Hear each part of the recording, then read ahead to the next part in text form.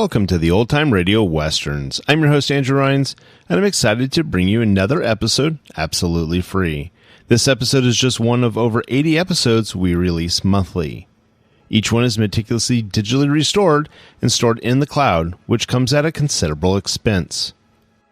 To help cover these costs, you might hear some advertisements throughout this episode. While we retain the original commercials for historical authenticity, you may encounter modern ads. We promise to keep these ads to a minimum and try to place them where you would have originally heard them when they aired. If you prefer an ad-free experience, you can support us by becoming a member on our Patreon page.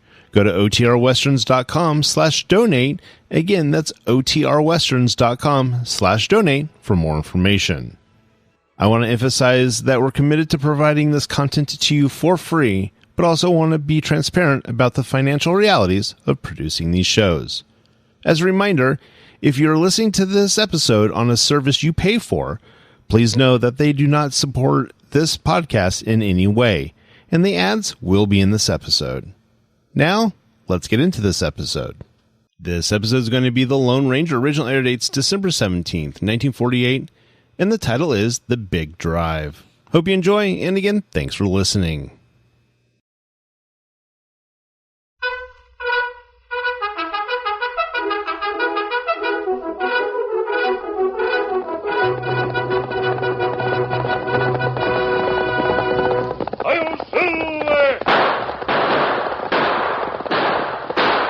Fiery horse with the speed of light, a cloud of dust, and a hearty Hi-Yo Silver, the Lone Ranger.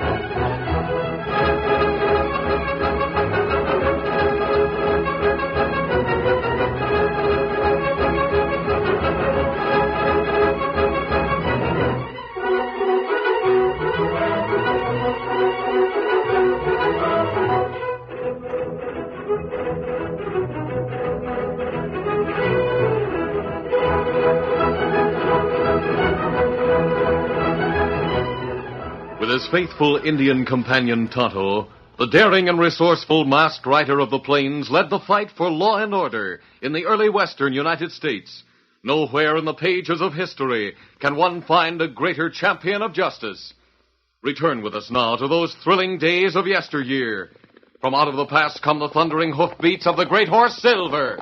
The Lone Ranger rides again. Come on, Silver. Let's go, big fellow. Hi-Yo Silver! Hi!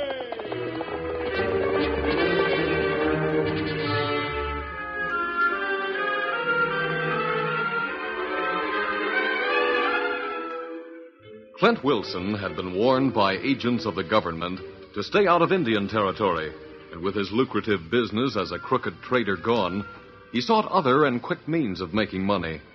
He confided his plan to a friend, Monk Gunther. I just got a tip, Monk. The Army's buying 5,000 head of beef down in Texas. Yeah, from who? Old Jim Buckthorne. The herd will have to come up the Chisholm Trail through the territory. Then it's moving to Fort Dodge, huh? That's right. Now, if we get a bunch of men together, we can stage one of the biggest rustling jobs ever pulled. How do you figure, Clint? We can jump the trail crew at the Red River Crossing. They'll be in the territory then, and both of us know it like a book. Yeah?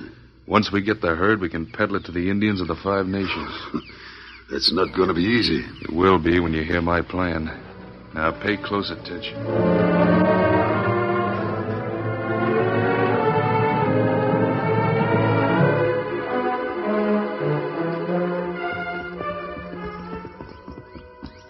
The Lone Ranger and Tonto had just crossed north over the Arkansas River when in the distance they saw a thin column of smoke rising into the clear blue sky. A few moments later, when it broke into small puffs, one following another in rapid succession, the masked man called... Oh, wait, Tonto. What's got, feller? Oh, feller. Steady, big fella. That smoke signal, Kemosabe. But me not savvy what smoke say. It's being sent in Morse code. Oh, light telegraph, huh? Yes. A message for us, easy, big fella. Who send message? I don't know. Dismount, we'll make a smudge fire. I'll answer it. He get wood.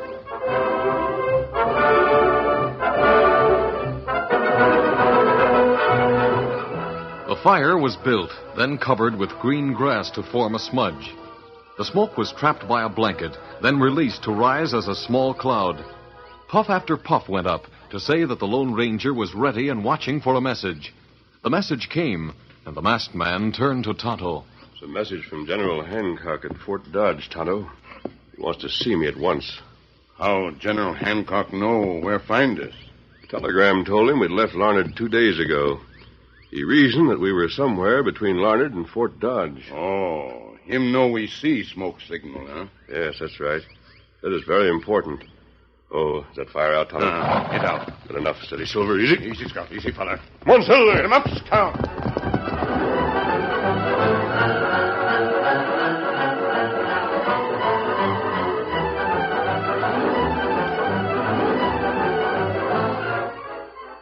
General Hancock was waiting when the Lone Ranger reached Fort Dodge well after midnight. With his usual military directness, the general told why he had sent the summons in smoke. The Army of the Plains is moving westward within 3 months. Yes, I learned that at Fort Larned 3 days ago. And as you know, an army travels on its stomach. That's true. We've placed a large order for beef with old Jim Buckthorn down in Texas. You know him? Oh, of course. He has one of the biggest herds down that way. That's right. We've contracted for 5,000 head of cattle, and it's to be delivered here before we start west. But I've learned something that disturbs me. Yes? I got a letter yesterday from his niece, Laura Adams. She says the old man is planning on making the drive himself. But he's too old to make such a drive. Exactly. He's past 80 and as stubborn as a pack mule. What do you expect me to do about it, General? Well, his niece thought perhaps I could dissuade the old man from making the trip. You'll never do it. He's made up his mind to go on the drive. There's nothing that can stop him. That's why I sent for you, my friend. The Army's got to have beef. If it doesn't get it here on time, it'll cost the government plenty. I didn't make the contact, but I don't want to be blamed for it either. I'll help you if I can. You can. All I ask is this. Yes? You and Tonto start south for Texas immediately. Be on hand when old Jim Buckthorn starts his cattle herd up the big trail. Don't let it out of your sight day or night. Very well. We'll leave the first thing in the morning. But let me warn you, if Jim Buckthorn learns we're scouting his trail for him, there's no telling what he'll do. It would offend his dignity. Well, he won't know a thing about it unless he runs into trouble and needs your help. But I'm informing his niece, the Adams girl. She'll be depending on you. You mean she's going along on the drive? That's what she said in her letter. Now, if you run into trouble with Jim, maybe she can straighten things out. Now, here's a set of signals. Signals? She'll use them if she wants to communicate with you. And one more question. Yes? Do you know a man named Clint Wilson? Only by reputation. He was a trader operating in the Cherokee Strip until the Bureau of Indian Affairs ran him out. Why? Well, old Jim's hired him as the trail boss for the drive to Dodge. Keep an eye on him, will you? I certainly will, General Hancock. Todd and I will start for Texas in the morning. Adios. Adios, my friend.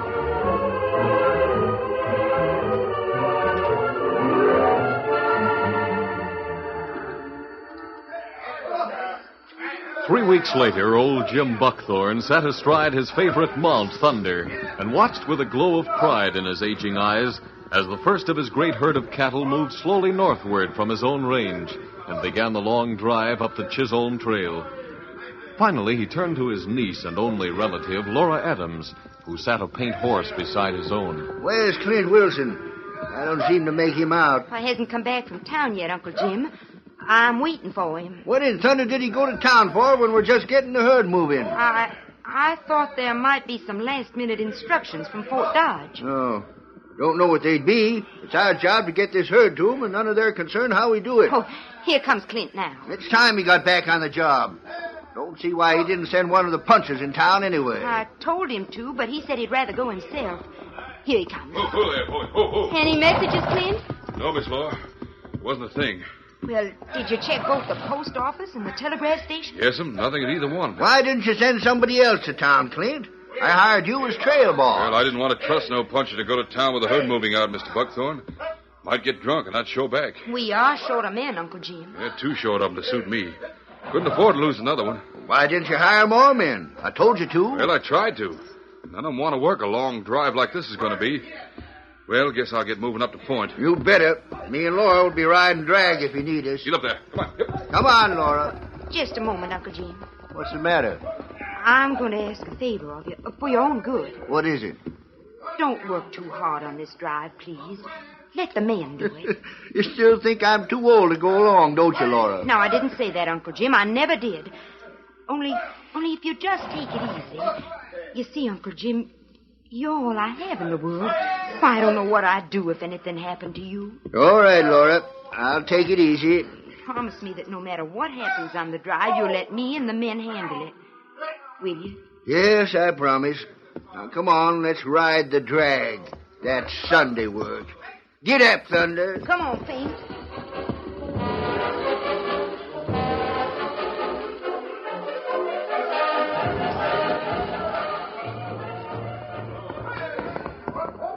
Oh, there. Oh.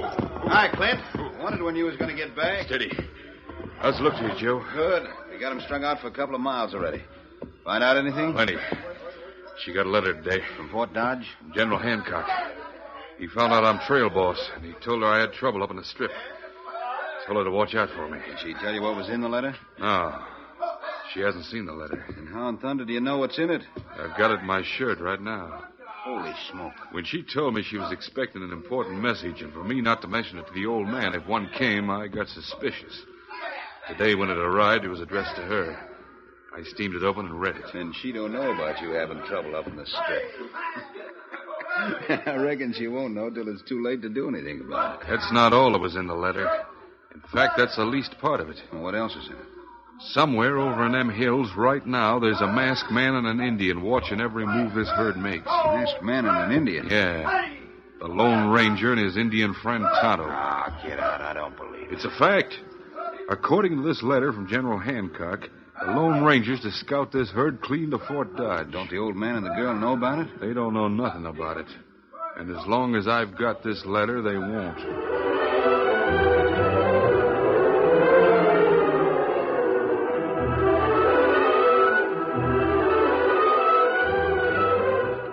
Day after day, the big herd moved northward, across the Little Colorado, across the Brazos River. From a distance, the Lone Ranger and Tonto watched the monotonous progress by day, and with the aid of binoculars, being careful at all times to keep out of sight, they watched it at night. A few days after the Brazos had been crossed, the Lone Ranger expressed his suspicions about the obvious dullness of the drive. I don't understand it, Tonto. We've been traveling for weeks, and not once has Laura Adams indicated she knows we're scouting the herd. Ah. Me think of that, too. Her not send signal. I wouldn't be concerned except that Clint Wilson is her trail boss. Oh, him plenty bad medicine. He had a reason when he took that job. It wasn't because he needed the work. Thought he would have showed his hand by this time. Well, maybe him wait till him cross river into Indian territory. I thought of that. He knows Indian territory better than most Indians. It'd be the logical place for him to make trouble, but he'd have to have help. You mean outlaws help him make trouble? Yes, Tonto. I think Jim Buckthorn's range crew would prove loyal to the old man. Well, let's ride ahead and investigate the river crossing. Oh, that's a good idea. If Clint Wilson have outlaw friends there, we find out. We should get there by sundown, so let's get started. Steady, Silver. Easy, Scout. Easy, fellas. Come on, Silver. Get him up, Scout.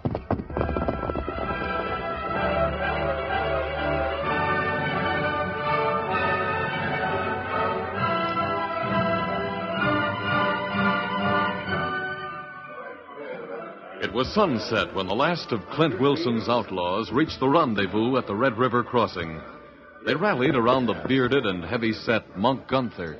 Any more men due to ride in before night, Monk? No, I just took tally and they're all here. That is, with the exception of Clint and Joe. When do they do? About sunup, I guess. They'll cross with the herd. Then we jump them, huh? Well, that'll depend on what Clint's worked out. He'll take over when he gets here. Hey, Monk. Yeah? I thought you said all the gang had rode in here. Well, they have. Then who are the two critters riding in now? Huh? What? They just crossed the river. He's right. There are two riders coming this way.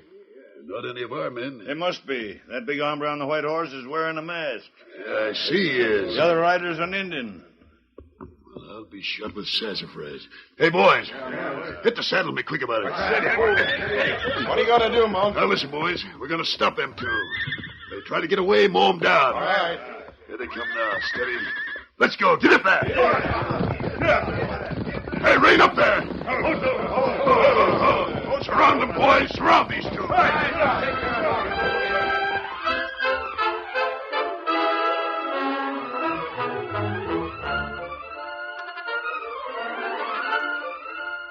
The curtain falls on the first act of our Lone Ranger story. Before the next exciting scenes, please permit us to pause for just a few moments.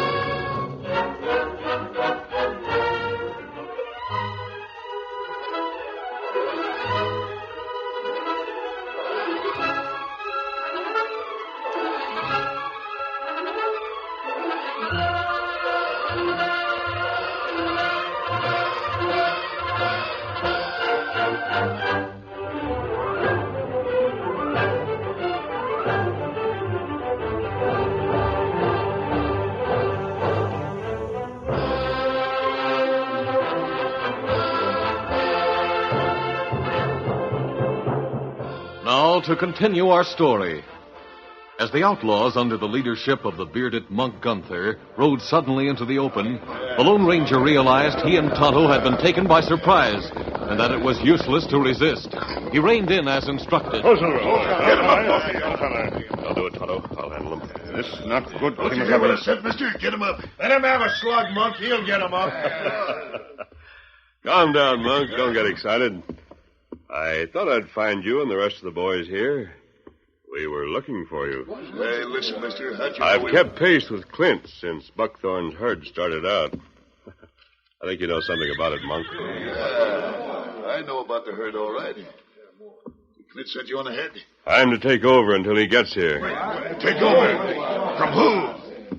You're not taking over from me. I'm the boss at this end of the line, and I'm staying boss. You want to back that up, Monk? Sure, I'll back it up. Then start slapping leather. I'll do it. Hey, shot the gun right out of his hand. Biggest draw I ever saw. Do you want to argue the point further, Monk? I don't argue with that kind of shooting. No, sir. I can see now why Clint took you on. Good. Now we can get down to business. Steady, big fella. Easy. Easy, fella. Who's the Indian? A friend. I brought him along for a special reason. Yeah, why? Well, Buckthorn may be suspicious. Late yesterday, some more of his range crew joined the trail herd. They did, How many? 7. That makes a total of 20, including the old man and his niece. That means you'll need help. Yeah, there's only 12 of us, including Clint and Joe when they get here. Where we get help? There are a lot of Indian renegades in this part of the territory. And that redskin will line them up, is that it? Well, they better get going if the herd's going to cross the river around daybreak. Yes, there's no time to waste. Kimasabi. Huh? Be sure to get men we can trust. They kind of will help us. Be snappy. Adios. Get him up, Scout. Now that's taken care of. I'll be on my way again. Steady, big fella. Hey, you just got here. Where you going? Now, you take charge. I'm riding back to the herd, Monk. Clint will want to know that everything's in good order here. Steady, fella. Tell him not to worry about anything. With the Indians coming in to help us, we'll take over the herd 10 minutes after it gets here. I'll be seeing you. Come on, big fella. I'll have you,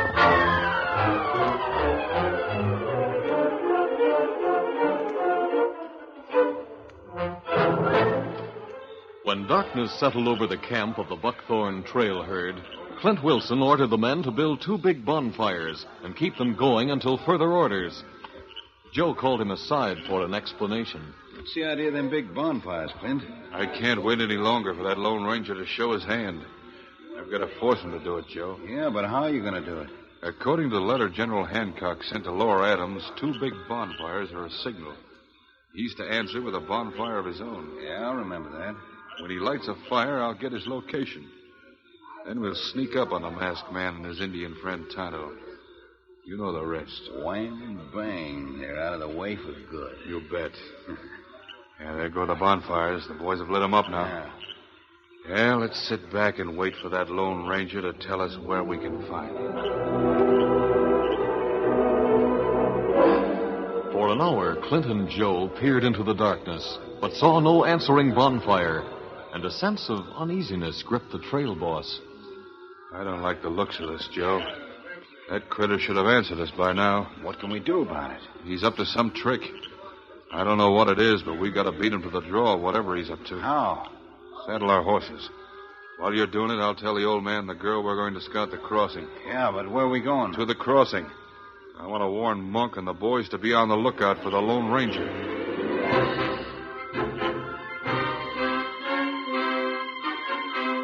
As Clint and Joe rode out of camp, the 2 bonfires still burned brightly. Several miles away, the Lone Ranger raced toward the trail camp. But as he topped a ridge, he saw the fires and drew rein. Oh, Silver, oh, boy. Oh, easy, steady, big fella. Signal fires. I'm supposed to answer them. Steady, Silver.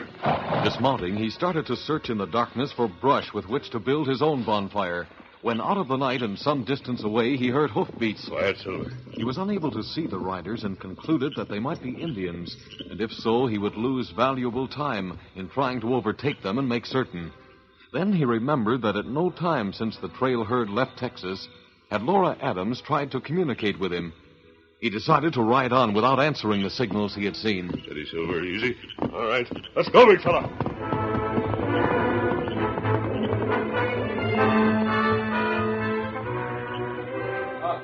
As the bonfires in the trail camp faded to glowing embers, the range crew repiled them with dry brush, and once again they flared brightly, casting the rays over the contentedly grazing herd. Fire her up, boys, now. Keep her going. All right. Hey, here comes the boss, boys. What's the sense of keeping these fires going?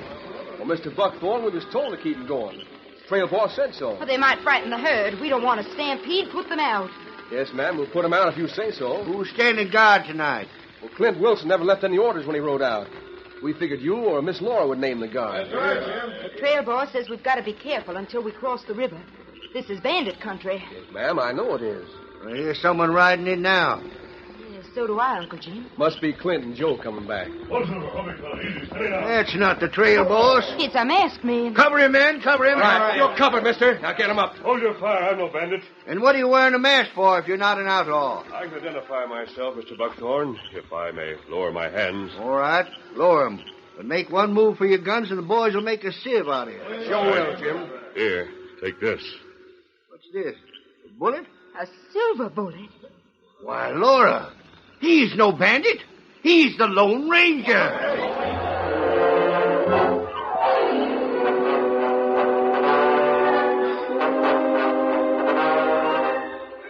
Well, boys, I think I'll turn in and get some sleep. All right, Monk. Just roll up there by the campfire and keep your back warm. Hey, listen. Somebody's riding in here. Yeah, they're heading right for the campfire. Get set, boys. Cover them. Hey, that's the boss. It's Clint and Joe. Hello, boys. How's everything? Well, we've got everything in hand, Clint. We're just waiting for the herd and the Indians to get here. Indians? What Indians? Once the masked man sent his Indian friend to get. He should be here before the herd arrives. What's he talking about, Clint? Just a minute, Monk. Did you say masked man and his Indian friend? Sure. The two you sent to take over this end of the deal. I knew it, Joe. You were right, Clint. It's him. What are you two gabbing about? Monk, you jughead, you've been tricked. Tricked? By who? By the Lone Ranger. Huh? Now, let me get down off this horse. Now, you can tell me the whole story. We may have to act fast.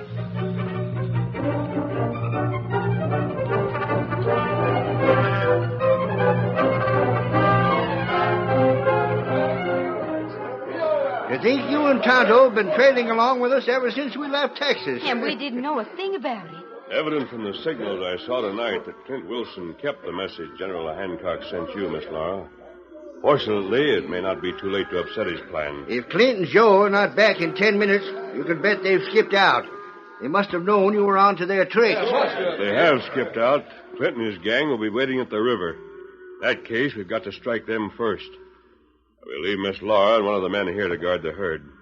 You and the rest of the range crew will go with me, Buckthorn. We should ride in on them well before daybreak. Take them by surprise.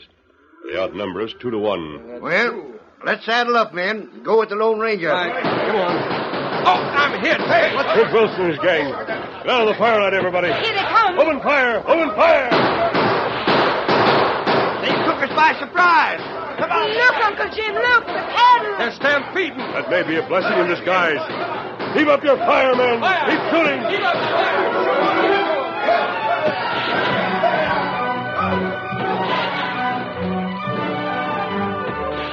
Throughout the rest of the early morning, Clint Wilson and his gang charged the trail camp, but the wildly milling cattle made his efforts difficult.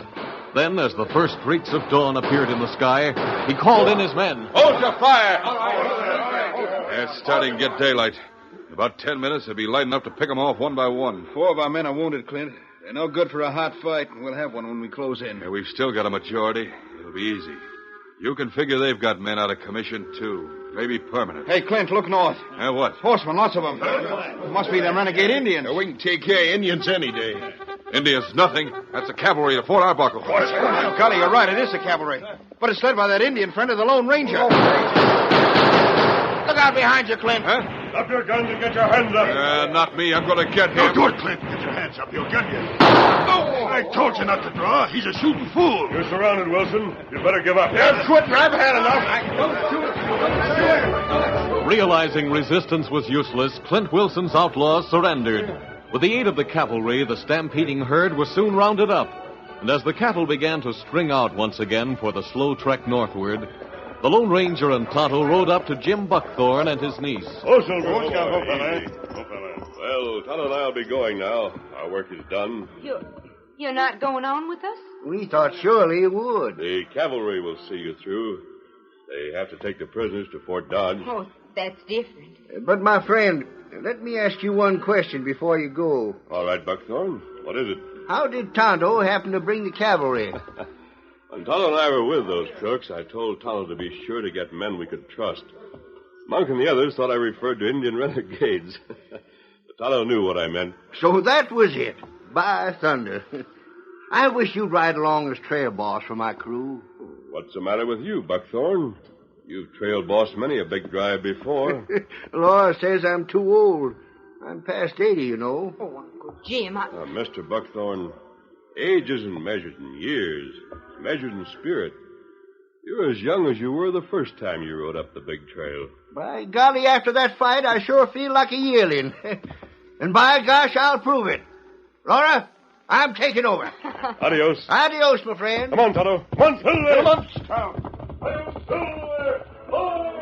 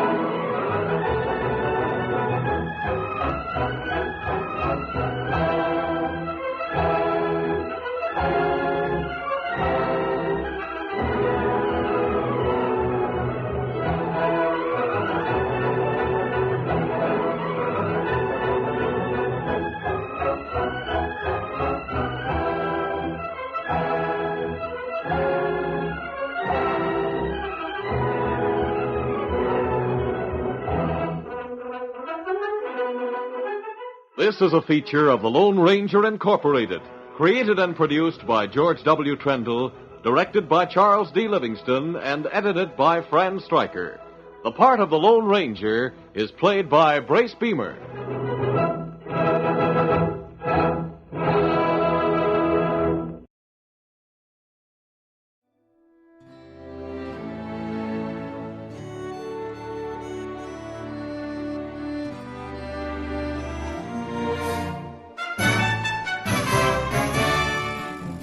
This has been a presentation of OTRWesterns.com, and we hope you enjoyed. Please take some time to like and rate our shows in your favorite podcast application. Follow us on Facebook by going to OTRWesterns.com/Facebook. Subscribe to our YouTube channel by going to OTRWesterns.com/YouTube. And send us an email, podcast@OTRWesterns.com. You can call and leave us a voicemail, 707-986-8739. This episode is copyright under the Attribution Non-Commercial Share-alike copyright. For more information, go to OTRWesterns.com/copyright. Have a great day, and thanks for listening.